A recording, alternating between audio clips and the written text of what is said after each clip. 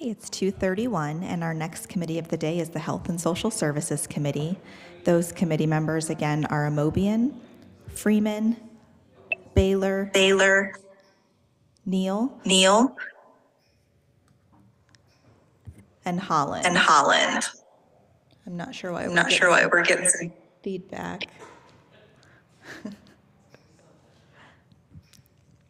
Okay. Let's try this again. Those committee members are Amobian, Freeman, Baylor, Neal, and Holland. We do have all committee members present. Looks like Councilman Freeman is here, just has not connected to video yet.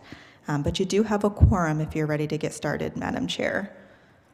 Okay. You have already confirmed enrollment. The Health and Social Service Committee is now in session.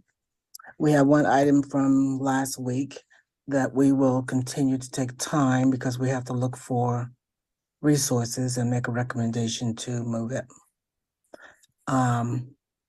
So with that said, we have one item before us today. Excuse me, Madam Chair, could you make a request a motion to approve the minutes of the previous meeting before we move into new legislation? Thank you very much. So moved. It's been moved. Is there a second? Second. It's been moved and seconded. All in favor? Aye. Aye.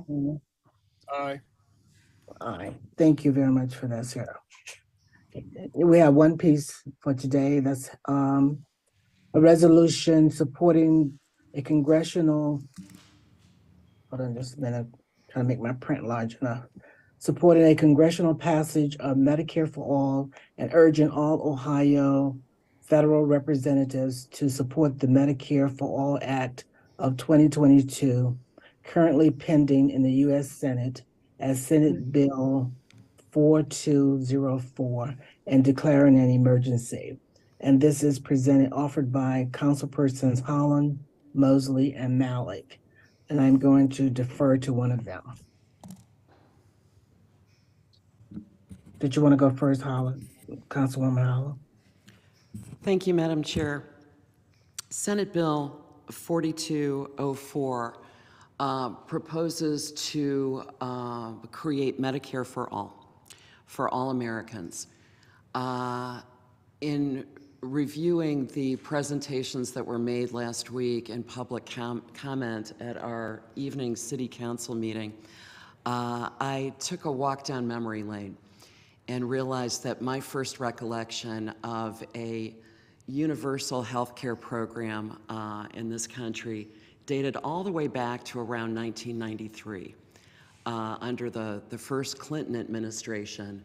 And this was my first familiarity with a universal health care proposal. But when I did a little further investigation, I realized that actually the first mention of such a program goes all the way back to Harry Truman. That in fact, in the days, weeks, months, years following FDR's introduction of a comprehensive social web of support and assistance for post-war America, that this was something that was proposed and right out of the box had a great deal of support, and it has enjoyed consistent support over the years. Now, it has also been met with some opposition over the years, and I think it will surprise no one to know that the chief opposition to Medicare for All and universal health care has been consistently the pharmaceutical and insurance industries. Senate Bill 4204 is very simple. As I've been known to say in other contexts, simple can be hard, but the proposal itself is very straightforward. This resolution is simply that. It proposes to collect the support of this council, to forward it to our elected federal representatives, particularly those who are serving in the United States Senate, and urging support at the Senate, and should we ever actually have a speaker in the House of Representatives so as to permit some business to be done in that portion of our Congress, some support in the House of Representatives as well. What Medicare for All can do is allow for the some 84 million Americans who are uninsured or underinsured to finally have meaningful access to health care, to finally perhaps allow us to have some vital statistics that better reflect what we might expect from a country like ours. We can surely do better than we've been doing. We can surely increase and better, among other things, infant and maternal mortality statistics, and otherwise provide this basic human right, which is access to decent health care. Thank you. Councilwoman Mosley, would you like to address? Yes, thank you. Okay. 1 in 10 adults owe medical debt. That equates to about $195 billion. If you break that down even more, that breaks down to about 45% of Americans. 112 million American people have problems with medical debt. In 2016, I was fortunate enough to travel across the region and talk to residents about Medicare for All and the importance of it. It was not until my father got sick that I really understood the reason why many people championed the cause and the reality of why Medicare for All was so important. We're talking about someone who had insurance, and because of all the deductibles and co-pays, and because of what the insurance companies would allow an insured person to be provided, my father wasn't able to go to a podiatrist. And because of that, he had diabetes. And my dad ended up getting an ulcer, turned into getting one toe cut off, until him having to have his foot cut off. It wasn't until my dad got his foot completely cut off, the podiatrist actually approved my dad to go to the podiatrist. These are the kind of things that, as someone who was affected personally, it allowed me to champion even nationally. I was fortunate enough to go to the Iowa caucus and talk to thousands of people about the importance of why we need Medicare for All. And that was just my story. But there's millions of people across this country who have the same story. There are more people with medical debt than student loan debt. If I had to choose one to really support, even with my student loan debt, medical debt would be the priority because it is affecting everyone, even those with insurance. There are so many people who even have insurance who can't even go to the doctor because they can't afford the co-pays, they can't afford the deductibles, so they do not go. So I'm hoping that this body will support our resolution to go down to the U.S. Senate, and hopefully other municipalities would jump on board as well. I think that there could be progress in numbers if we all get on board and say this is an urgent matter that needs to be addressed across this country. Thank you. Thank you, Councilwoman Mosley. Councilmember Malik, would you like to address the resolution? Yes, thank you, Madam Chair. I just want to join with what my colleague stated. We've talked a lot about medical debt over the last year. Obviously, we as City Council cannot give people health insurance, right? We cannot expand Medicare to everyone, but we can add our voice. And I think in this situation, this is really us adding our voice to a national movement. We had students from Neomed who came in last week. We have students from Case Western University's Partners in Health Engage organization that have been working on this. If you go online. You can go, anyone can go to the website medicareforallresolutions.org. The 4 is not spelled out. It's just the number 4.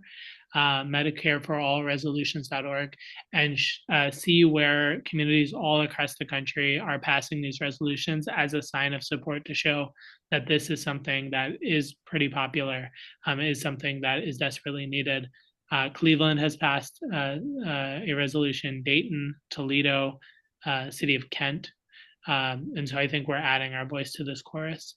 And, you know, we in this country have made strides over time in getting health insurance to more and more people. But the last big jump was in 2009, 2010. And it's been more than a decade since then. And it's long overdue as a way of getting care to people who need it, but also as a way of working to alleviate poverty in this country. Thank you, Councilman Malik. Are there other members of council who would like to weigh in on this resolution? Do you see any hands, Sarah? There are no hands raised here in chambers. Looks like Councilman Neal has his hand raised online. Councilman Neal, please.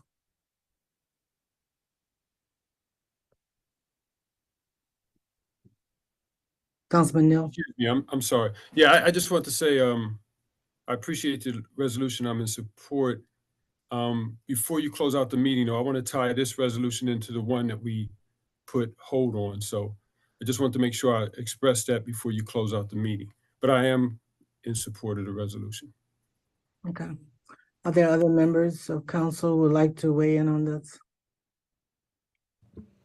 I do not see any other hands raised, Madam Chair. Okay, I totally support the resolution myself as well. If this is going to provide some more support to getting medical services to all individuals who need it, I certainly want to be a part of that group. So with that said, may I have a motion to accept the resolution? So moved. Was this to suspend the rules? And suspend the rules, I'm sorry. I'm So sure. moved. Okay, is there a second? Second. It's been moved and seconded. All in favor? Aye. Aye. Opposed? The motion passes unanimously. Thank you very much. And Mr. Neal, you wanted me to come back to you? Yes, ma'am. In regards to this resolution, you know, it's important that we lend our voice, but I would urge us to work through our the governing bodies that we're a part of. Hopefully, we'll send a copy of this resolution to the Ohio Municipal League, asking that our sister cities within the state of Ohio join. They may already have something. And of course, work through the National League of Cities. That's how we magnify our voice on the federal level with these things. But again, I'm in support. I just think it makes our lift easier if we work in concert with the bodies that we are affiliated with. But I wanted to speak, and those who sponsored this Okay. spoke of how, you know, we don't have control over what happens on the federal level. But we just took time on a resolution where we can have direct impact in our city right here, right now, joining hands with community partners that are already moving to address the health issues and the health impact of those who are homeless or houseless. By approving just a resolution so that we can identify the funding for the shower bus. That is a way for us to directly impact something that impacts people's health and wellness right here. And by sponsoring the shower bus, you know, we support the whole collaboration, which is Access Point, which is going to be helping them as well as providing healthcare, dental care. So I'm not sure why we're taking time. The resolution is so that we're stating that we have the resolve, we approve, we support this initiative. And now, yes, it's up to us to find the funding. And I'm sure those who are able to assist council with finding the funding to pay medical debt can help us find the funding to support the shower bus. I identified some funding sources. One, there's still ARPA dollars available, I do believe. We can look at the dollars that come in from the water payments that are written off, that money comes back to the city when the county, through debt collection, reclaims that money. There's other funding sources, but that will require us taking time to take a look at the budget, which we as a council have not done. We haven't looked at our own, and we haven't taken the time to properly scrutinize the budget to find those dollars. It's my hope that in the future, council won't have to find, because we'll have the understanding of the budget to such a degree that we will know where those dollars are. But right now, we're passing a resolution that we don't have any direct impact. We can hope by combining our voice with the State Municipal League and with the National League of Cities, we could influence our federal legislators to move. But we have an opportunity right here, right now in our city, to join members of our community who are already addressing a basic health issue, which is opportunity to provide good hygiene. Mr. Neal, $100,000. So, Madam Chair, I'm going to ask that this evening we bring the resolution forward so that we can at least pass the resolution and then move towards identifying the funding source.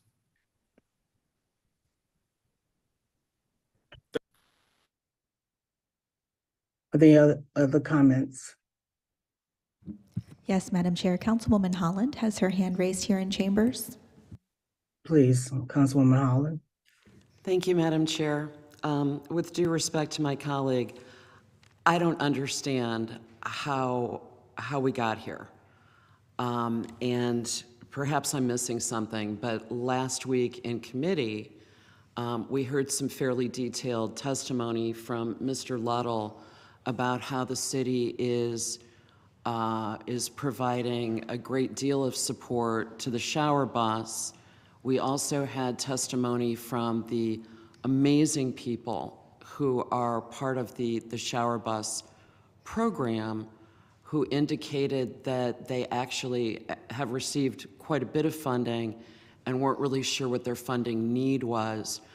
It was not my impression at all that the purpose of taking time had anything to do with us being out of our lane or declining to be involved with this highly worthwhile project. In fact, my impression, particularly from our public service director, is that we're providing gas cards, water, use of a dumping station, and also housing for the vehicle or vehicles themselves. So I guess I'm a little concerned and would like to create a clearer record so that the community understands that this council by no means is anything but supportive of that organization, but perhaps we have some misunderstanding here.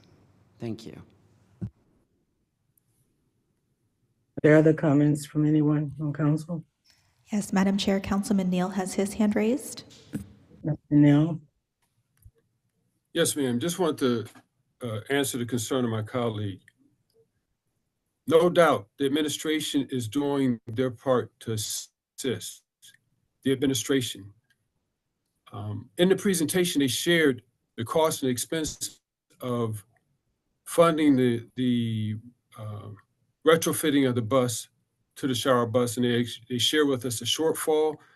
I think it was somewhere around 68. The request was for 100, and they shared how that extra would help them move forward. We are the legislative branch of government. We oversee the budget. We have the ability to appropriate funding for certain things. Now, if the administration moves on it, that's another thing, but that's within our authority. The administration is doing what they can do. If they wanted that dollars, they would have bring those dollars forth, they would have to bring forth legislation for us to approve it.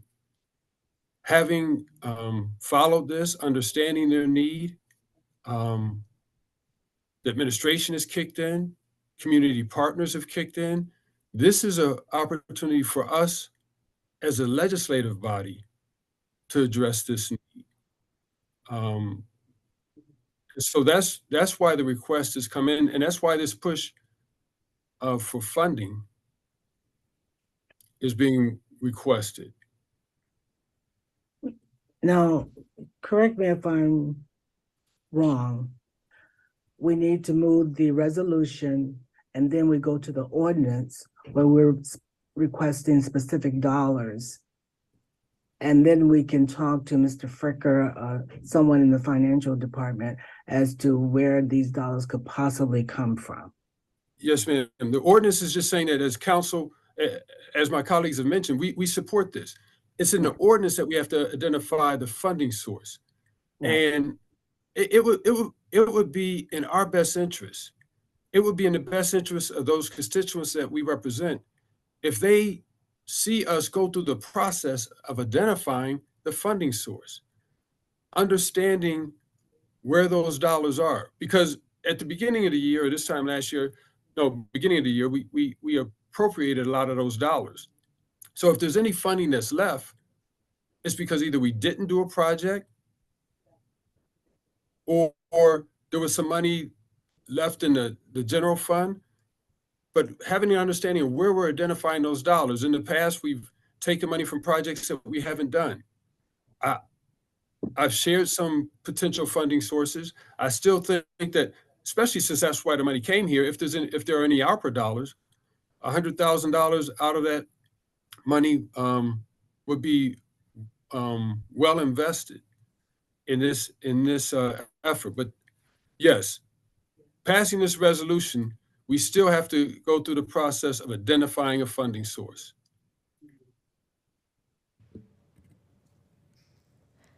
Madam Chair, Councilman Malik has his hand raised.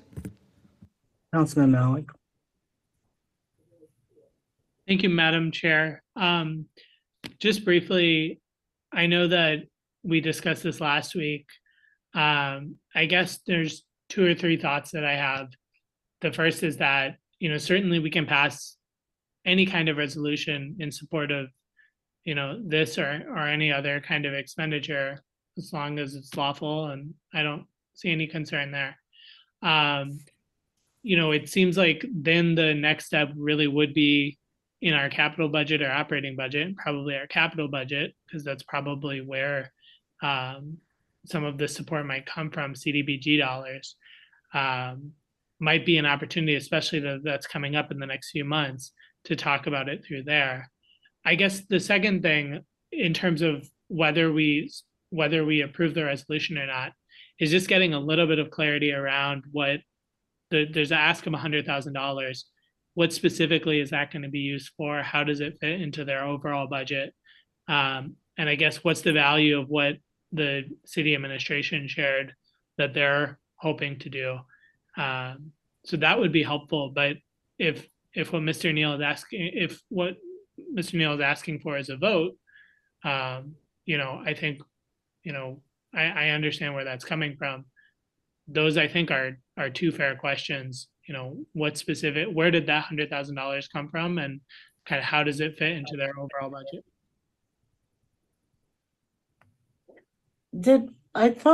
We received, Sarah, the strategic plan that included a budget from the group? I know they were planning to send it. Did they send it? I did not receive it, Madam Chair. I don't know. Mr. Neal, did you receive it? I have to check. I did receive some documentation. I can go back and check. As a matter of fact, I'll even call them and ask if what I sent, if it was sent to what I received, if that was sent to everyone else, so that we can have it. Can you forward what you received to Sarah so she can get it out to the other council Sure. members? We have some Before we get out of, before we go into general session, I'll make sure that information is forwarded. Okay. With that said, is there anything else to come before the committee? If I can just follow up, Madam Chair. Sure. What I saw attached to the resolution is like a 2-page document kind of summarizing what they're doing, like a write-up in the magazine, and then a screenshot from Facebook. I really would appreciate if there's just some detail as to what the money would be used for, what $100,000 would be used for, and how that fits into their overall budget. Sure. And I think Ms. Porter indicated that they either had some figures or she would provide something. So we will reach back if it's not included in what Mr. Neal received. And Madam Chair, Yes. there was also a video provided so I'll make sure that video is sent back out. But during our meeting last week, they went over the numbers of what it costs to fix the bus, retrofit the bus, and where the shortfall was. Yeah. I think so. I will. If she could provide that in a hard copy. I didn't get any impression from anybody last week that anybody was opposed to this. I think everybody was quite impressed with the work that they've done, the partnerships they've established. And now it's a matter of what additional support can we provide. And I think we're just asking for some more information. Well, and I appreciate that. Again, the reason why I brought it back up is because, and it is connected to the resolution, and we do, our citizens asked us about some of the resolutions we passed last week. We passed resolutions, as we should, speaking to issues that impact our community, but that we as local legislators have no control over. Our only hope is through the leveraging our collective voice with state league and national league. But when it comes to issues that we can impact directly right here in our community, that's why I wanted to bring this back up, because it's directly connected. It's a health issue. It's a healthcare issue. Sure. And it's one that we can have direct impact on. So thank you. I will reach out to Ms. Porter so we have this information for this afternoon. So upon passing this resolution, because we need to have some form of legislation in council to even have these discussions per our rules, we'll be able to move on toward the ordinance to identify the funding source. Okay. And keep in mind, most of the resolutions that we bring forth or pass are not connected to resources. They're not connected to funding. They're connected to our support to garner whatever they need in Washington or at the state level to lend our voices to say, we agree with this. So that's what most of them do. But anyway, that's beside the point. So we'll get the information hopefully soon, and we'll be able to look at it and kind of move forward. Is there anything else to come before the committee? Seeing none, we are adjourned. Thank you. Our final committee today is the Public Utilities and Green Committee. Those committee members are Freeman, McKittrick, Connor, Mosley, and Holland. I do have all committee members present except for Councilman McKittrick whenever you're ready, Mr. Chair. I'm sorry, Councilman McKittrick has just joined us. You have all committee members present. Thank you. I'd like to call the Public Utilities and Green Committee meeting to order. For the record, we do have all members present, and I would be looking for a motion to accept the minutes from the last meeting.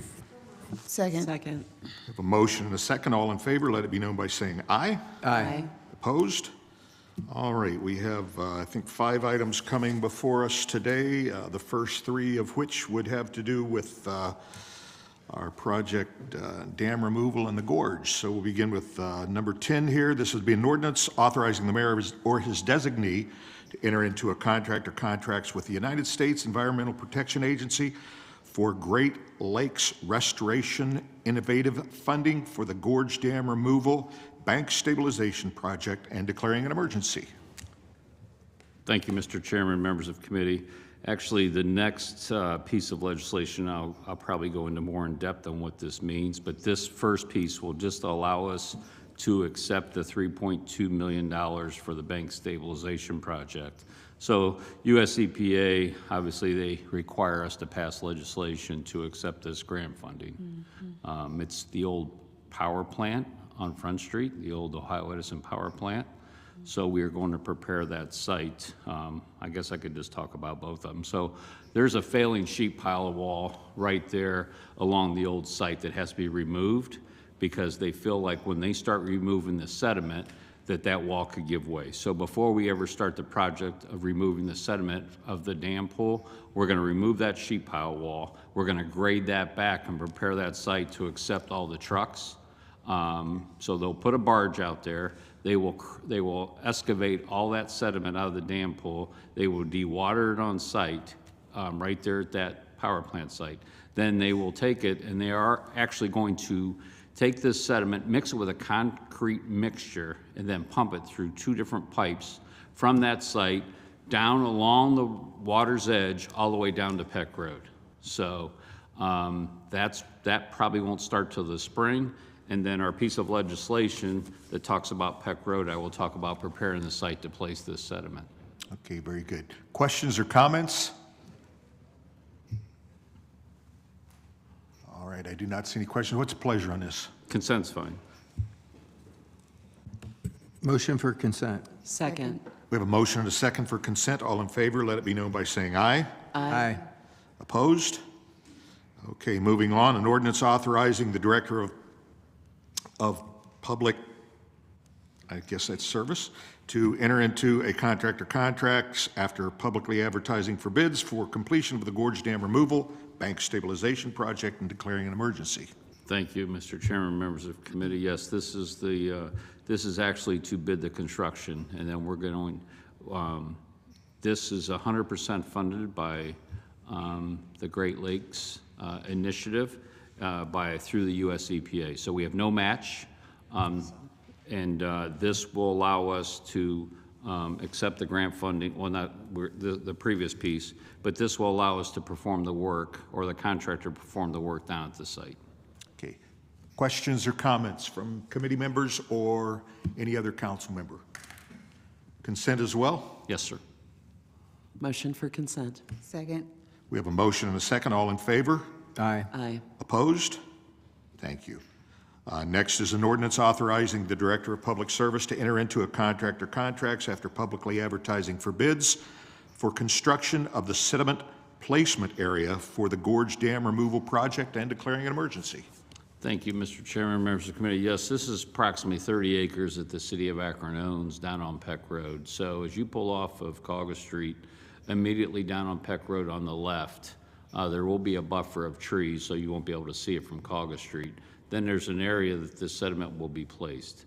So this sediment will be placed basically from that buffer of trees, extending down Peck Road, not going to impact the signal tree. It'll end way before the wetlands start. And this area will accept all that sediment that will be mixed with that concrete mixture that I was talking about before. When we originally started this project, they thought there'd have to be an undercut and there'd be all the leachate, but they feel by this process, because when we first talked about this, you might remember we were going to put this sediment in socks, or they were going to put it in socks, and then you have to, all that leachate that was going to come off, by putting it in this concrete mixture, it stabilizes it, and there will be no runoff. We are going to prepare this area. We just bid it. We're going to manage this project. There again, it's 100% funded by the U.S. EPA. There's no local match. They're paying for all our time that we have in this project. We will have a consultant that's going to monitor this project as it goes on, and they will place it all there. Now, it will be mounded, and you know, after it's all mounded, it will have topsoil and put on top of these mounds. Summit Metro Parks in the long run will create some hiking trails through this area, and then it'll be revegetated. And obviously, you know, when things get revegetated, it doesn't take long to grow back in. And all you're going to see on Peck Road, instead of you see a flat area, you're going to see mounded areas with this sediment will be placed. So there's no hazardous, no environmental impacts that we're worried about to the Cauga River. Okay, thank you. Questions or comments? Yes. Thank you, Mr. Chairman. Mr. Luddle, are we observing our riparian setback? I just can't get my head around Yes. exactly where Yes. this is. Yep. Okay. So you pull off of Peck Road, the trail there, currently you have the river, you have a trail, that trail will stay, and then there's an area where this stuff will, the sediment And will be it's placed. sufficiently back? Yes. Okay, thank you. When you say mounding, what's the height on a mound? It'll be like 60 or 70 feet high. Really? But if you pull down the road, it goes up towards North Hill, that's up there, way up there too, so. At first, it's going to look like, oh my goodness, but it'll look all natural at the end of the project. So we want to name that mountain after someone, or? Mount Freeman, if you want. I was thinking Mount Lettle myself, but, all right. Any other questions or comments? Consent? That's fine, sir. Motion for consent? Second. Motion and a second. All in favor? Aye. Aye. Opposed? All right, thank you. And then finally, we have two more. We have an ordinance authorizing the mayor or his designee to apply for, and if granted, to enter into agreements with the Water Supply Revolving Loan Account for the Akron Water Resiliency Plan Update Project and declaring an emergency. Thank you, Mr. Chairman, members of committee. Yes, we're upgrading our plan, and we're applying with this loan through the Water Supply Revolving Loan application. It's a 0% interest. It's a 5-year loan, and what we're looking at is emergency connections, one to Cleveland, but also all around our borders. If we had to, in the event of connecting to another utility, in the event we'd have a large water main break or the need for water. We do have some currently, but we were going to upgrade those connections. Recently, as I think it was in the spring when they had the big fire in Kent, the foundry, they were asking us for water, and actually our connection, we were able to give them some water, but in the event we'd have to give them more, we're going to upgrade this plan. So this is going to allow us to do that. It'd be a quick turnover where, okay, you have a water main break, we're going to be out of water for a day, we open up this connection, whether it's from Kent or whether it's from, other municipalities that border us. So that's, and it could go the other way too. We could give them water in the event there's a problem. How do you meter that? I mean, that big of a flow of water? It would be a metered situation. Okay. Yes, sir. Questions or comments? Around? Consent's fine. Do I have a motion for consent? Motion for consent. I have a motion and a second. All in favor? Aye. Opposed? Okay, thank you. And finally, an ordinance authorizing the purchasing agent or his designee to enter into a contract or contracts without the formality of publicly advertising for bids with Core and Main to purchase 54-inch pipe and adapters and declaring an emergency. As you know, we have two main distribution lines that go from our water plant into town. They go down through Kent, through Cuyahoga Falls, or Talmadge, not Cuyahoga Falls. And the one's a 54-inch. Well, we've identified some spots on this 54-inch and do an analysis that in the future, and I don't want to say tomorrow, there could be a possibility where it would break. So we're being proactive. Core and Main, we buy a lot of our water fittings and pipe from them. So this legislation will allow us to buy this pipe, which is about a stick. It's about 20-some feet. That's what they identified. And then 2 couplings to put this pipe in. And then we're going to bid this project. With the lead time on pipe and fittings, this will allow us to purchase this pipe and then bid out the project for this repair. So when are we looking at for the project? Probably more like 4 or 5 months from now. Okay. Yeah. Okay. Where's the location? You know where the car dealers are? It's a little bit past Kent? the car. Yes. Yeah. It's up in there. Yes. Okay. Yep. Okay. Near the old golf course. So what's the age on those? On that? I think that's 1928. That 54. Wow. Yep. Wow. Okay. Appreciate being proactive. Questions or comments? Consent's fine. Consent's fine. We have a motion for consent. So moved. Second. Motion is second. All in favor, please let it be known by saying aye. Aye. All right, we'll place all those items on consent, and thank you. And let me just reiterate what I said. What you just talked about, that really is proactive work. And we've seen municipalities before that have not taken that proactive work, and it's a nightmare. So I know you're not the only guy making these decisions and coming to these conclusions, but please express our thanks. Okay, thank you. And we are adjourned at 3:10. Thank you. That is the final committee meeting today. Council will meet at 7 p.m. tonight. Thank you.